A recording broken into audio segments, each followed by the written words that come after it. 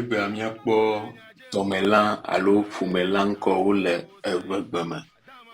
Miadze gɔme kpata. Tɔbokɔ, tsikɔ,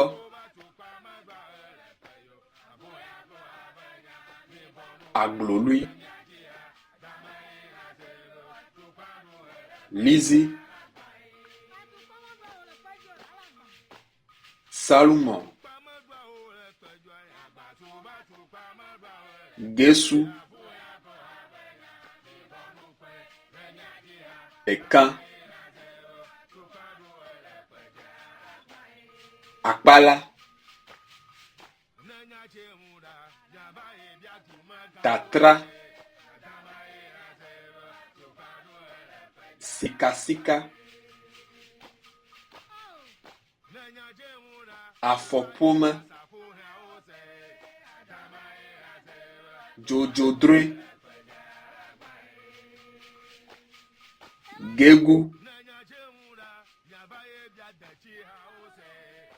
abɔbi, hatali kofi. Ta akpa gbãtɔ nye si.